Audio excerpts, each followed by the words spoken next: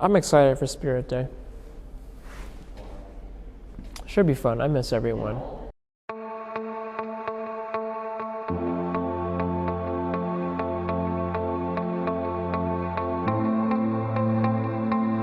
With accusations of racism and administrators allegedly ignoring them in the oldest public school in the country, Boston Latin. As the oldest public school in America, Boston Latin has a long tradition of excellence, but in more recent times, it's been a flashpoint for wider conflicts over racial equality and inclusion. Boston Latin wore black today in protest. Students at the prestigious school took to social media. So I think there needs to be some more public vetting. There needs to be some public outlet from students and parents and community leaders about what the experience has been here.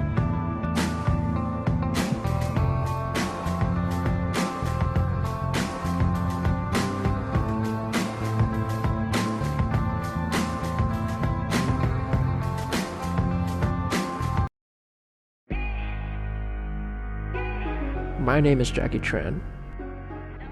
So I was a kid who grew up in Boston. I was raised in Dorchester, Massachusetts, a pretty big town in Boston. I attended the St. Mark's School from pre-K through 4th grade. And it was a pretty small school, like 200 kids. I would say like 15 to 20 children in the classroom. And there, it was just basically, that was my childhood, right down the street from my home. Once it closed after 4th grade, we ended up moving to the St. John Paul Catholic Academy in Neponset, which is another Catholic school. And there, you know, I was in 5th and 6th grade at the time. That was just when I was beginning to learn more about myself as an individual. I feel like it's weirder coming back here than going to St. Mark's.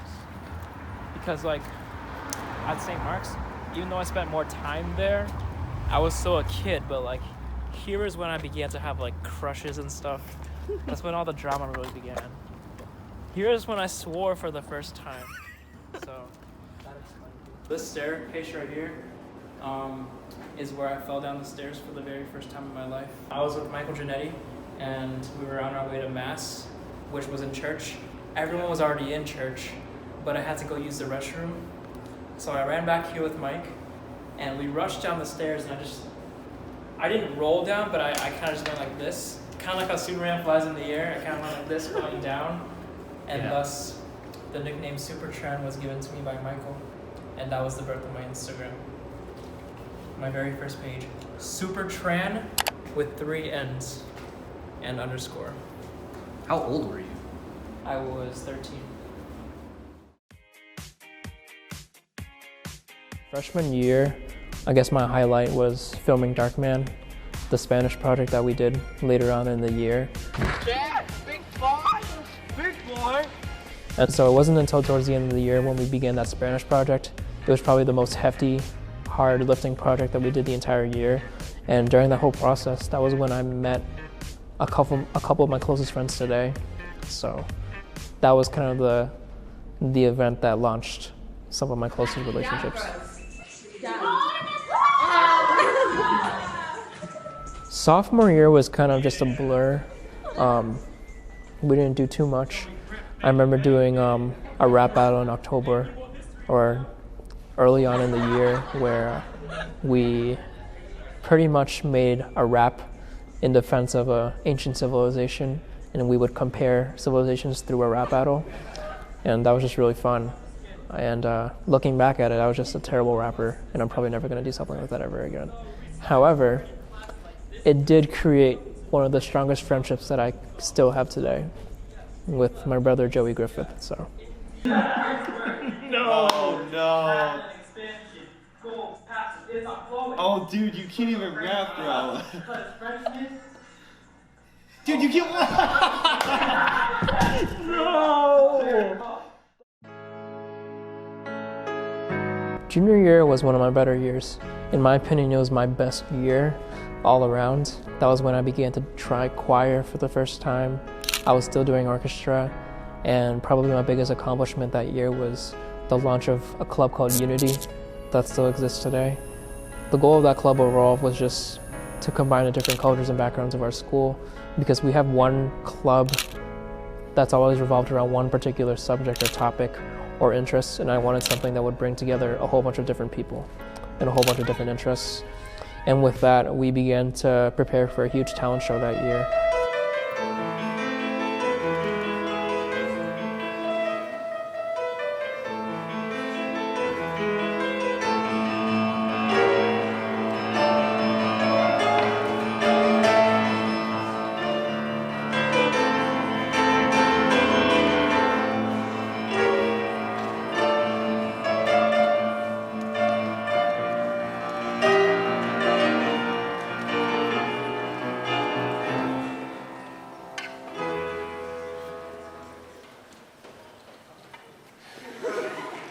But I cracked my knuckles because it's about to get real.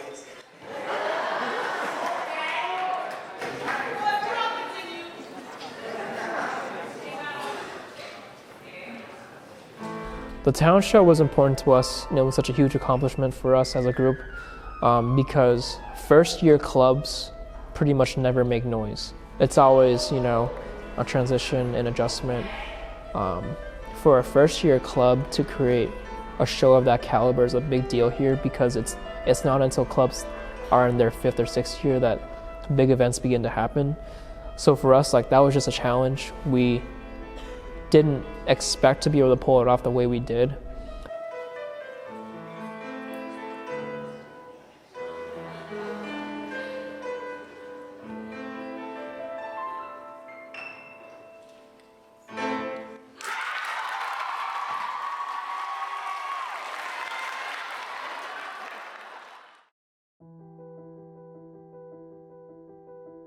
Senior year was the most eventful year in all of my high school experience.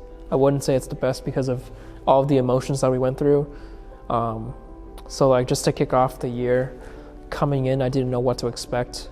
I had expectations in terms of my work ethic and things I wanted to accomplish, but it wasn't until I actually experienced the first day of senior year that I understood what exactly I would be putting myself into, what situation I would be going through, things like that. But overall, senior year was just a roller coaster full of emotions, and I don't think I would ever want to experience that ever again. Throughout my entire senior year, I kind of knew that BU was an expectation not only for me, but for my family, friends, and people around me too. Just growing up, as a younger sibling to a brother that went to BU and graduated from there, it was almost like it was my destiny to follow his footsteps and become a BU student myself. And so just through the entirety of senior year, with all the work that I had, to myself, I just kept saying okay, if you get all this done, you'll eventually get to where you want to be. That's just the whole mindset that everyone should have. If you put in the work, what you put in is what you get out, basically. So I remember the application process, going through all the supplements, the college essay and things like that.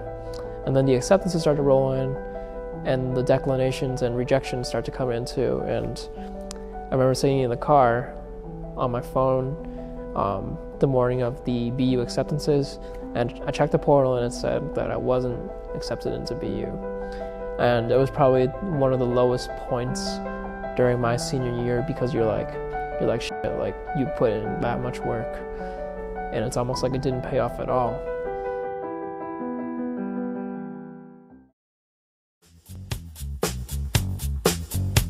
So it wasn't until the end of senior year that things really, really slowed down and you finally got the chance to process the year that you're in, process the fact that you're pretty much done.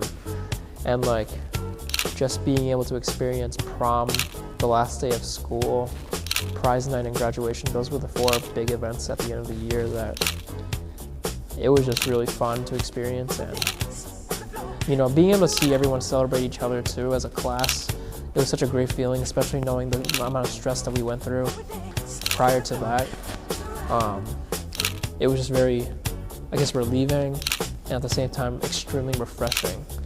And just knowing that also, we're no longer gonna have to spend an R1 and R2, those short transitions, those are all long gone. So just knowing that too, and knowing that we're gonna be able to experience a whole new life after this, it was a great feeling.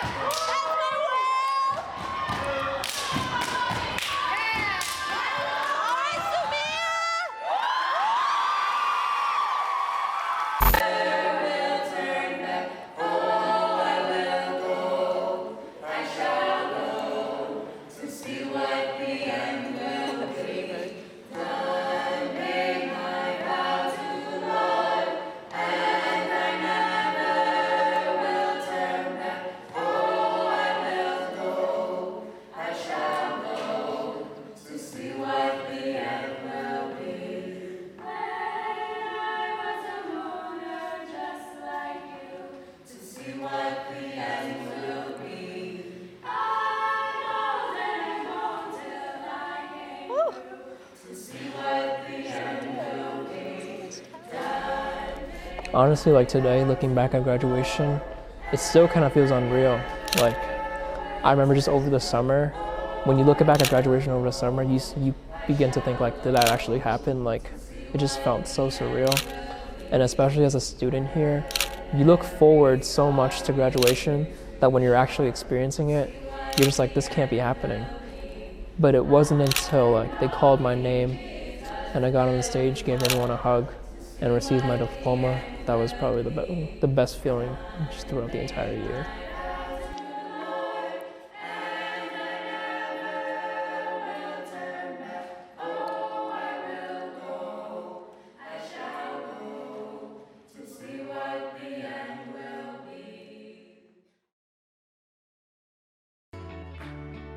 First of all, for whoever watching this, I just want to thank you for taking time out of your day to watch a documentary of my experience here, Boston Latin School through my lens.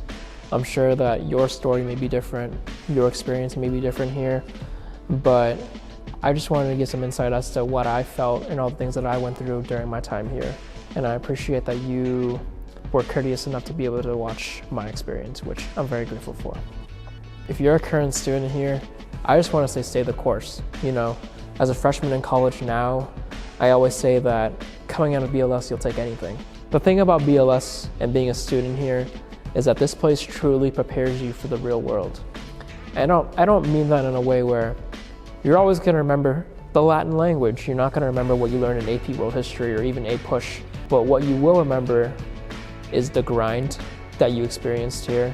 You're going to remember the people that you experienced this whole place with. And I can easily say that some of the people that you meet here are people that are going to be with you for the rest of your life. I also want to give a huge thank you to the faculty members that have supported me along the way. Not only administrators too, but teachers as well. So many teachers have helped me along the way. And I'm truly grateful for everyone that I've had, whether I liked them at the time or not. I'm still grateful today for everyone who supported me. And huge shout out to the class of 2018 too. You guys are the people that I grew up with, from a 12-year-old boy to an 18-year-old man. Like, 12-year-old boy to still an 18-year-old boy. I've learned so much along the way with you guys, and it's truly surreal being in a situation where I'm sitting in the CVAC room as an alum. Like, it's still hard to process that I'm an alum from the class of 2018. It's a great feeling knowing that I can confidently look back at myself and see how far I've grown as an individual. And hopefully by watching this, you have the chance to look back at your own time at BLS and see how far you've come as well. I'm very grateful. Thank you so much. Oh yeah, let me do